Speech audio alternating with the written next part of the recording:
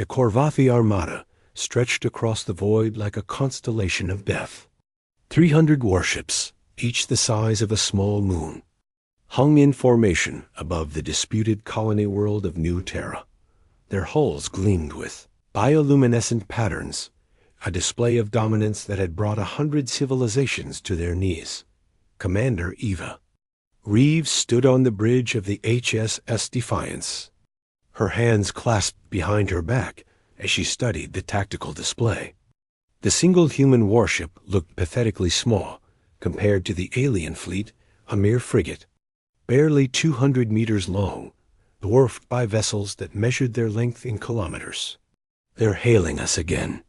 Commander, Lieutenant Oliver Chun, reported from the communication station, his young face tense but focused. "Put them through," Eva said calmly. The viewscreen flickered to life, revealing the Corvathi Supreme Admiral Crothser. His 4 eyes gleamed with amusement, and his mandibles clicked in what Eva had learned was their equivalent of laughter. "Little human," Crothser's voice boomed through the translation matrix. "Your persistence is admirable, but foolish. You have sent one ship against our armada. Even your arrogance has limits, surely?" Behind him, Eva could see other Corvathi officers chittering and gesturing at their displays, clearly finding the situation hilarious. "Supreme Admiral," Eva replied, her voice steady, "this is your final warning. Withdraw from New Terra immediately, or face the consequences." The alien bridge erupted in raucous noise. Crothser's mandibles spread wide in what could only be described as a grin. "Consequences? From a vessel we could crush with our smallest fighter? Your ship carries, 20 missiles? 40? We have shields that have withstood bombardments from entire fleets." He leaned forward, all 4 eyes narrowing. "Tell me, Commander, what makes you believe you can threaten us?" Ava's expression didn't change. "Because you've never fought humans before. We have conquered species with technology far beyond yours." "We have. You've fought civilizations that follow the same rules you do," Eva interrupted. "Conventional warfare, predictable tactics, energy weapons, and kinetic bombardments." She paused, letting her words sink in. "You've never fought a species that looks at the laws of physics and asks, how can we weaponize that?" Oliver glanced at his commander, seeing the slight smile playing at the corner of her lips. He'd served under Eva Reeves for 3 years and recognized that expression. It was the look she got right before she did something that would end up in the history books. Crothser's amusement faded slightly. Empty words from a commander who knows she is defeated. "I will give you one opportunity to surrender your vessel and evacuate the colony. Refuse, and we will demonstrate why the Corvathi Empire rules this sector." "I decline," Eva said simply. "Oliver, weapon status?" "The hammer is charged and ready, Commander," Oliver reported, his fingers moving across his console. "Target lock acquired on the flagship." Crothser's eyes widened. "Target lock? You dare? You wanted to know what makes me confident?" Ava's voice cut through like a blade. "It's simple. While your empire was perfecting shields against energy weapons and armor against kinetic strikes, humanity was asking a different question." She leaned forward. "What happens when you compress a microscopic black hole, suspend it in a magnetic containment field, and fire it at near-light speed?" For the first time, uncertainty flickered across the Supreme Admiral's features. "You're bluffing. Such a weapon is theoretical impossible to control." "Was impossible," Eva corrected. "Oliver, fire the hammer." "Aye, Commander." "Firing now." The Defiance shuddered slightly as the magnetic railgun stretching the entire length of the ship released its payload. To the naked eye, nothing appeared to happen. No brilliant beam of energy, no missile trail, no visible projectile. But on every sensor across the Corvathi fleet, alarms began screaming. the projectile a black hole no larger than a proton, contained within a rapidly decaying magnetic field, crossed the distance between the ships in 1.3 seconds. It struck the flagship's shields, which flared brilliantly for a microsecond before the fundamental force of gravity simply ignored them. The black hole punched through the shields, through the hull, through every deck and bulkhead of the massive vessel. And then the magnetic containment failed.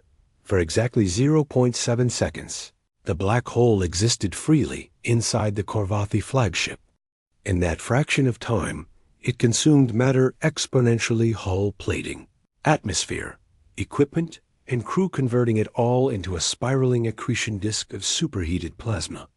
The gravitational forces tore the ship apart from the inside, pulling its massive structure inward toward a point smaller than an atom dot. Then, as quickly as it had begun, the black hole evaporated in a burst of Hawking radiation, leaving nothing but an expanding cloud of ionized particles where a 2-kilometer warship had been moments before. The Corvathi fleet hung in stunned silence. 300 ships, and not one captain could process what they had just witnessed. Their flagship, their most powerful vessel, had simply ceased to exist. Ava's voice cut through the silence. BROADCAST, across every Corvathi frequency. That was a warning shot at 1/10 power. The hammer can fire 15 more times before it needs to recharge. Each shot can be scaled up to 100 times what you just witnessed. She paused, letting the math sink in. That means I can erase every single one of your ships and still have ammunition to spare. She stepped closer to the view screen, her eyes hard as steel. Now let me tell you something about humans, since you seem to think we're just another primitive species to be conquered. We are persistence hunters. We are tool makers. We are the species that looked at fire and invented metallurgy. We looked at the atom and invented fusion. We looked at the fabric of space-time itself and thought, how can we turn that into a weapon?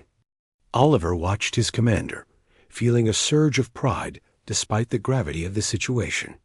This was humanity's announcement to the galaxy, not as victims or supplicants, but as equals who had earned their place through ingenuity and sheer stubbornness.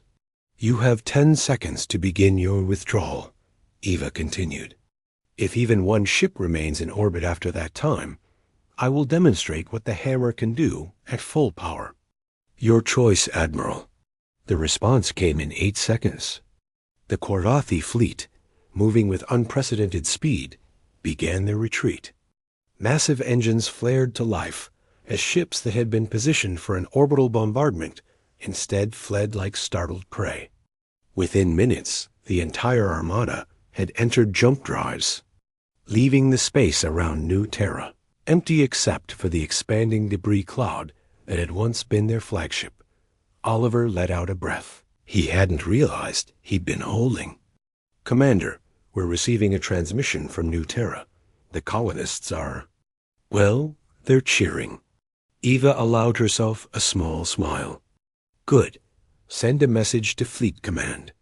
Tell them that first contact protocols may need revision. It seems our reputation precedes us now. What do you think they'll do? Oliver asked. The Corvathi, I mean. Will they come back? Eva looked out at the stars, where hundreds of thousands of alien civilizations conducted their affairs, most of them still unaware that humanity had just announced its arrival on the galactic stage in the most dramatic way possible. They'll tell others what happened here today, she said quietly. They'll spread the word about the tiny human warship and its impossible weapon. Some will fear us. Some will respect us. Some will want to test whether we're really as dangerous as we appear. She turned to face her crew. But they'll all learn the same lesson the Corvathi learned today. Humanity doesn't ask for permission to exist. We don't beg for our place among the stars. We earned it the only way we know how, by being too stubborn to quit and too clever to be stopped. Oliver grinned.